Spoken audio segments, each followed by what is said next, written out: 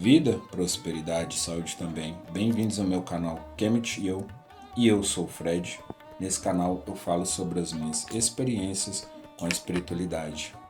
Se você não é inscrito, se inscreva no canal. Se você já é inscrito, deixe o seu joinha. Se você não gostar do conteúdo, deixe com respeito o seu comentário no final do vídeo. Gente, eu vou dar continuidade aqui na parte 2, né, do vídeo, ao qual eu tô gravando em sequência, mas vocês vão ver na outra semana, para o vídeo, né, anterior não ficar muito grande, tá? Então eu vou falar de como que a espiritualidade me deu uma viagem, né, de graça. Ou será que não me deu? Será que foi coincidência?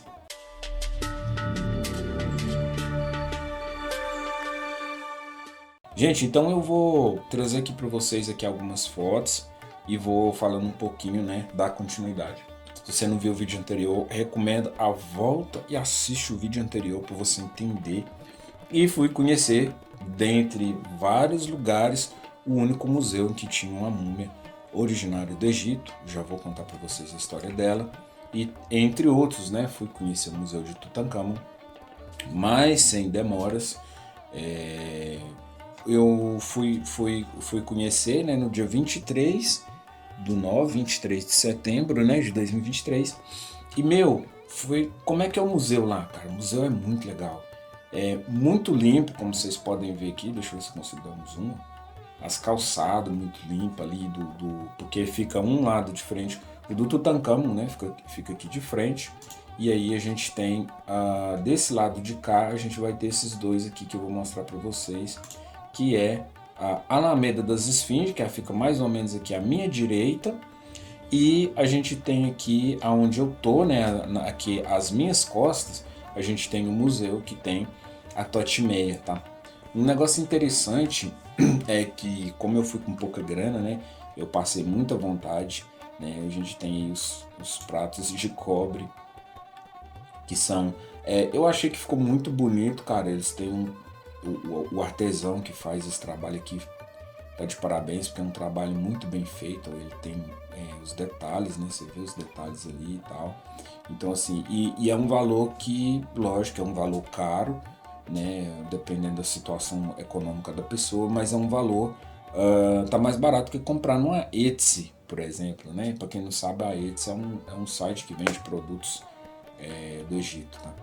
Então tem alguns papiros, aí tem o nome do artista, né? Aqui também, ó. E tem esses ímãs de geladeira que eu achei muito legalzinho. E eu trouxe um e eu fiquei muito chateado porque eu perdi ele no meio da minha mochila, nunca consegui achar. Eu tinha trazido o nó de Isis, né? Mas tinha outros, né? Tinha o escaravelho, né? O Capri também para comprar, com valor, né? Interessante. Aí a gente tinha as estátuas pequenininhas, né? Aqui. Ó, o pai da maternidade. Então assim, cara, eu falei, eu fiquei muito tentado. Esses aqui a gente podia comprar, né? Aqui tem um de Dendera. Vamos ver se aqui tem o valor. Eu acho que aqui tem o valor. R$ 280. Teto astronômico, né? Ali, tava bem longe, né? Então não deu para ficar muito 100% a escrita. Eu preciso editar essas imagens, galera. Mas eu não vou fazer isso agora, porque senão o vídeo vai ficar muito longo. Senão o vídeo vai ficar muito longo. E eu preciso dar coesão também. Por isso aqui eu ainda tenho muito trabalho que eu peguei esse final de semana para fazer, para entregar, provavelmente. Por isso que eu tô fazendo esse vídeo em dois também, né, para me poder depois na hora de editar ficar mais tranquilo para me editar. E aí eu tenho os outros trabalhos para me entregar, que eu tenho que entregar, que eu peguei essa semana, muito trabalho. Graças a Deus tá pagando as contas, né? Então a gente precisa comprar vela, precisa comprar incenso, precisa comprar, né? Precisa comprar as coisas. Então mas cara, muito bonito o museu. O trabalho da réplica, você olha assim e fala, tá muito bem feito. No dia que eu fui era autoguiado, mas eu sei que o museu em algum momento ele teve visitas em que tinha uma pessoa ali explicando e andava com você a primeira vez e depois você ficava à vontade ali sim, para tirar foto, para conferir mais da história, né? Aqui não, aqui tu paga, igual eu paguei, sei lá, acho que foi R$ 60 ou é R$ 70 nos 3 ingressos, né? Se você pegar separado, você vai pagar mais caro, mas no meu caso ali eu paguei um combo, né? O valor do combo. O museu, além das estátuas contando a história, né? Dos Neteru, dos representantes e tal, ela também tem uma temática, né? De tempos em tempos eles mudam a temática. Quando eu fui, e aí eu vou mostrar para vocês, que vai ter uma parte em que vai estar falando de Maat, né? Então eles têm, nessa época que eu fui, a temática era sobre Maat, né? Eu vou passar um pouquinho para frente, porque são 200 e poucas fotos, e aí se eu for contar para vocês todas as, né, de uma por uma, vai vai ficar muito tempo aqui. Eu vou trazer algumas, né? Porta-joias em forma de patos, né? Além da característica da maquiagem, usavam muitos colares, brincos, anéis, pulseiras, braceletes que precisavam ser guardados em algum lugar.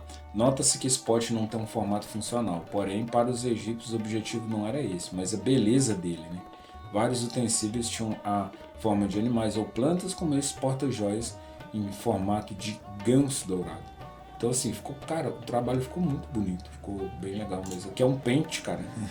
Pente pré-dinástico. Eu já vi pente em que isso aqui é de metal e essa parte aqui é de madeira. Não tão grande desse jeito, seria como se fosse terminasse um pouquinho antes desse corte, e aí aqui imagina vários arames no lugar desses pedaços aqui de madeira espetado, e aqui essa parte de madeira. Como que eles faziam isso?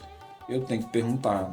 O meu avô tinha um pente desse aqui. Assim, desse jeito que eu falei pra vocês. Aqui tem, né, algumas figuras. Deixa eu mostrar pra vocês aqui, tem o espelho. Aqui o espelho com a base flor de lótus, que é isso aqui, né? Deixa eu puxar aqui. Eles eram trabalhados em bronze polidos para refletir a imagem. O cabo tem, então era, né? É o suprassumo da ostentação, né? Um espelho dourado, né?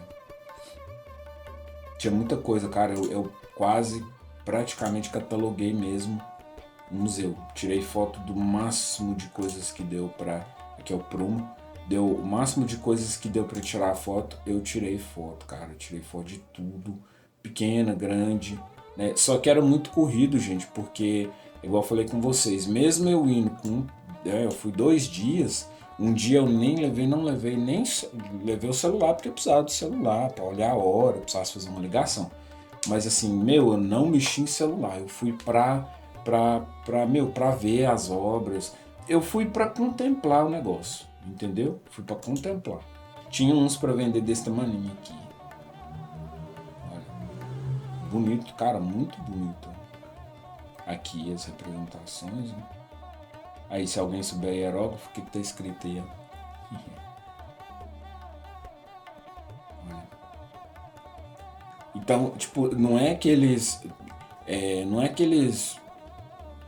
sabe? Não é aqueles anel da Shopee, entendeu? E aí tem capri, tem joias, peitorais, né, com escaravelhos. Aí tem representações aqui dos Neteru. Isso aqui é o paraíso, cara. Isso aqui é o paraíso. Tem Eu vou passar um pouquinho pra frente, gente, porque realmente é como eu falei com vocês, senão a gente vai ficar aqui até amanhã. Tem muita coisa pra ser mostrada. Essa estátua é tamanho real, cara, de Sekhmet.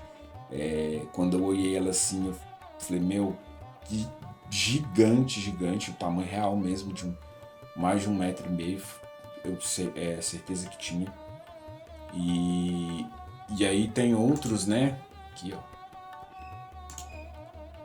Tampa do ataúde de Heru.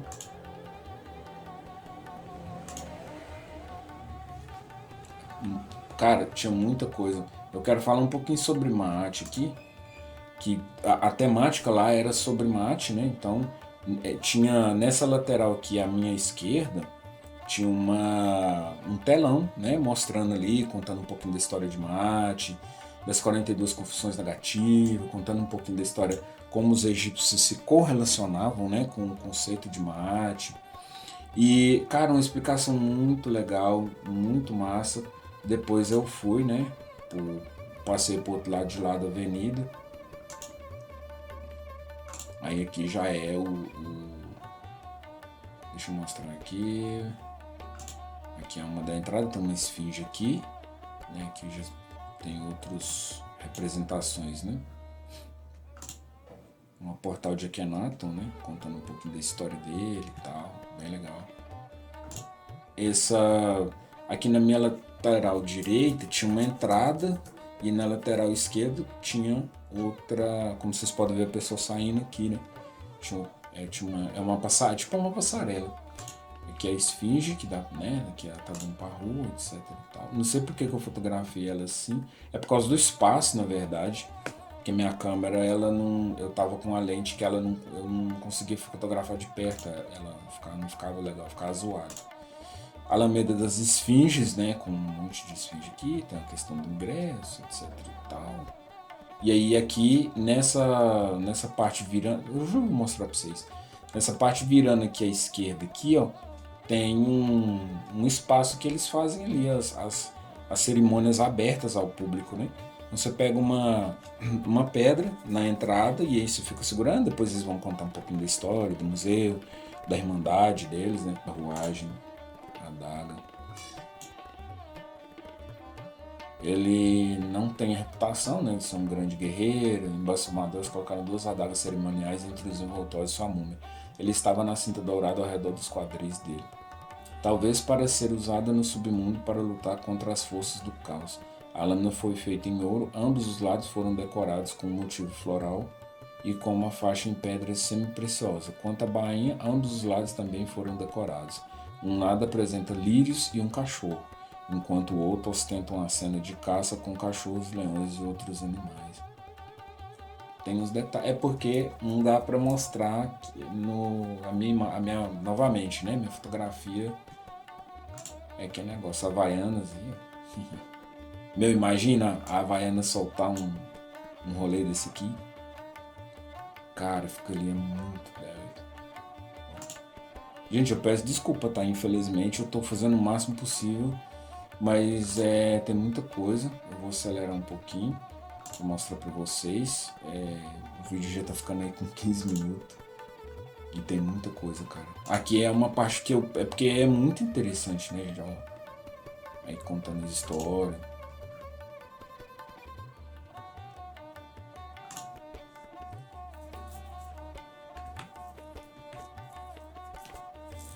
Divindades antropomórficas.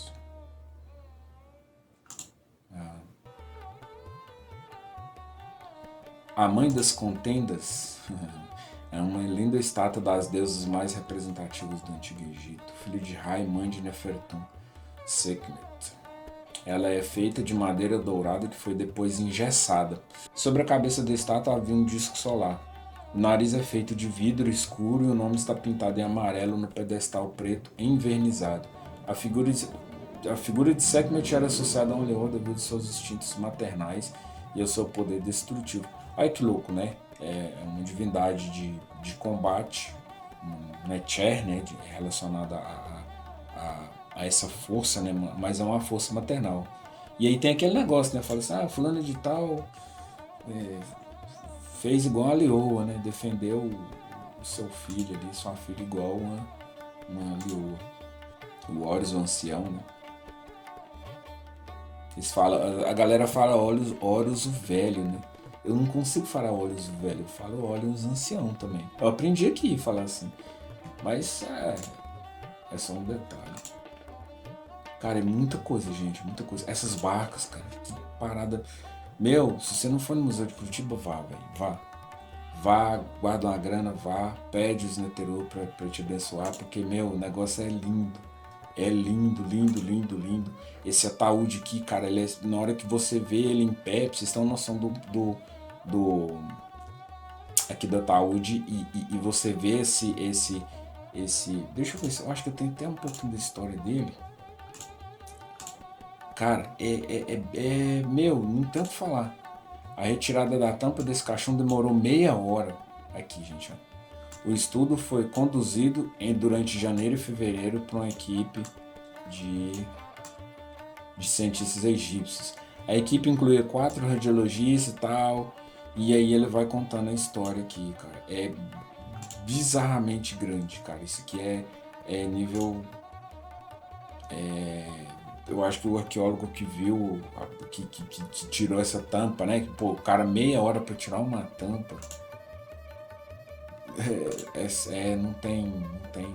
Aqui, ó. Sendo uma descoberta inesperadamente pesada para Carter e sua equipe, esse ataúde mais interno era feito de ouro maciço.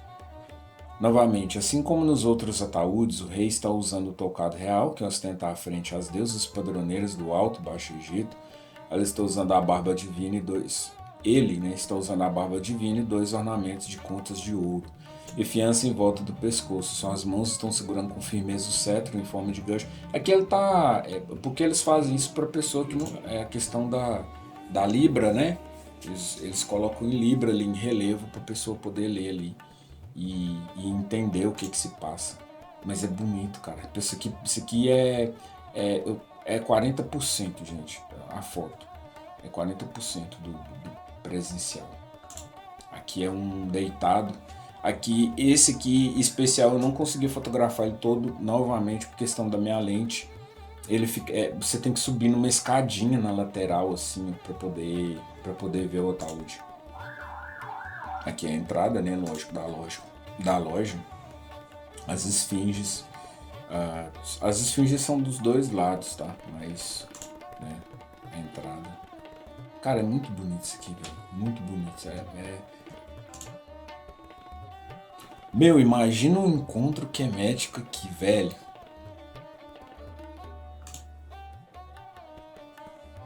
Imagina um encontro quemético aqui, cara. Porque, tipo, essa seria mais acessível, né? Do que um encontro no próprio Kemet. Lindo lugar, lindo. Aqui os representantes, né? Que eu pedi autorização para registrar eles e tudo mais. E aí cada um pega um tijolinho e depois a gente chega e constrói a pirâmide. Né? E galera, é isso. Né? Então. Aliás, eu esqueci de falar uma questão do. Eu não sei se eu falei a questão do Totmeia, mas eu vou trazer esse mesmo, eu acho que eu não falei. E o vídeo já tá grande mesmo, mas eu preciso falar disso aqui, tá? E só que eu queria trazer para vocês isso aqui, ó. Que tem uma plaquinha na lateral do ataúde dela. E aí tá falando o seguinte: supostamente, né? Ela foi uma egípcia que viveu provavelmente no final do 3º período intermediário ou no início do período tardio. Né? Isso significa que ela é pelo menos 500 anos mais velha que JC, né? Carinhosamente eu apelidei de JC. Não sabemos muito sobre a vida e até mesmo seu nome verdadeiro não é conhecido. Ela recebeu o apelido de Totmeia de um senhor chamado Farrar em 88, como homenagem aos faraós Totmés, os quais governaram o Egito durante a 18ª dinastia. Aí aqui o interessante, pessoal, é que no ataúde dela fala o seguinte: isso aqui é importante. De acordo com uma das fontes escritas consultadas, datada de 88, havia uma inscrição no ataúde dela, de Totmeia, a qual mencionava que ela teria se dedicado aos serviços da deusa Isis, né, ou Jacet. Sabemos que suas funções não eram propriamente sacerdotais, mas não podemos descartar a possibilidade de que ela tenha atuado como cantora ou até mesmo como musicista de um. Isso aqui é 10% do que é o espaço dela em Curitiba. Eu tenho que parabenizar, porque o museu fez um trabalho sensacional. É lindíssima essa parte interna. Só que ao mesmo tempo eu não sei, eu me senti meio... é um ambiente muito silencioso, entende? Então não é nada do tipo, é só silencioso, é um lugar de reflexão. Eu fiquei refletivo ali. O segundo, por isso que eu voltei, eu falei, cara, eu tenho que voltar aqui sem câmera. Eu preciso voltar aqui sem câmera. E aí eu voltei sem câmera, eu fiquei fácil umas 2 horas aqui. Eu acho que até fiquei com. Eu não fiquei mais, que eu falei, meu grau mesmo, vai aparecer alguém aqui, vai falar assim, meu, você tá legal, você tá aqui tem 2 horas. Porque tem câmera lá, né? Filmando as pessoas e tal. Então eu falei, grau mesmo, alguém vai vir cá e vai falar que eu tô, sei lá, que eu passei mal aqui dentro.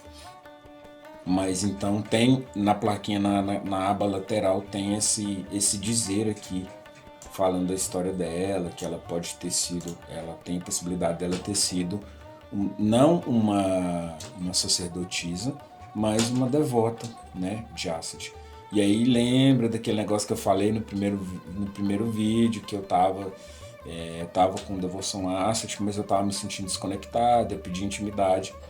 E aí me veio essa viagem gratuita aí para Curitiba e eu curti pra caramba, não sabia do museu, e esse museu é o único no país, não tem outro museu, não tem outra representante do Antigo Egito como a Totimé no nosso país. Ela é a única.